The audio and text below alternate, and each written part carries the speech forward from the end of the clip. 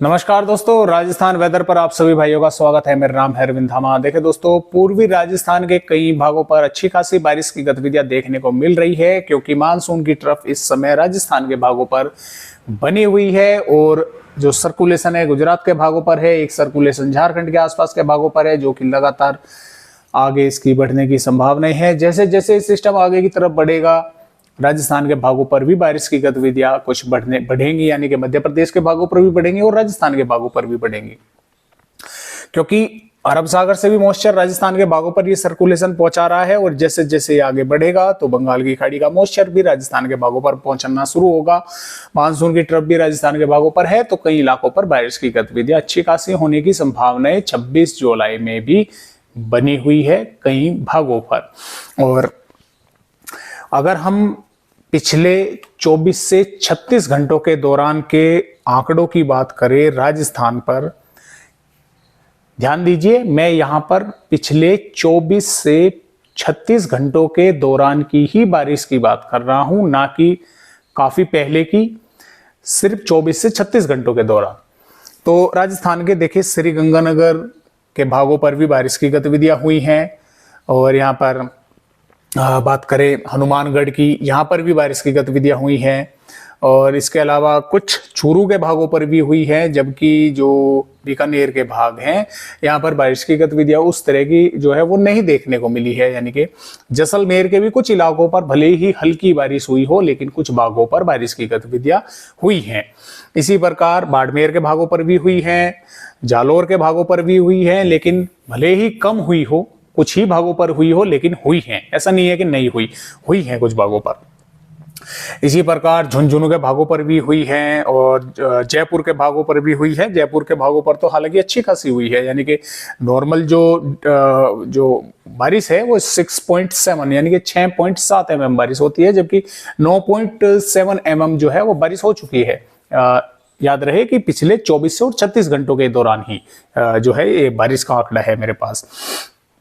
और यहाँ पर हालांकि देखिए टोंक के भागों पर वो अभी इतनी कोई खास ज्यादा बारिश नहीं हुई है, हल्की फुल्की ही बारिश की गतिविधियां देखने को मिली है।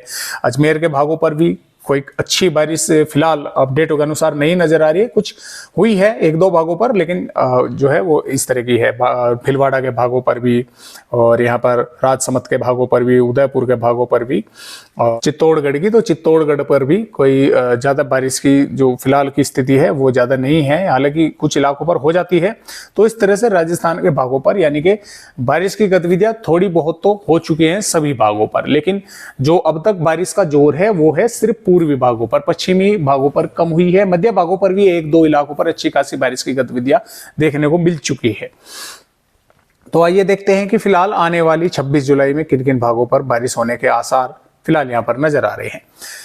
जैसा कि दोस्तों आप देख पा रहे हैं कि मध्य प्रदेश के भागों पर पहुंचेगा सर्कुलेशन के पहुंचते ही मध्य प्रदेश के भागों पर बारिश बढ़ेगी, और उसकी वजह से जो हवाएं हैं बंगाल की खाड़ी की और अरब सागर की, वे राजस्थान के भागों पर भी पहुंचेंगे।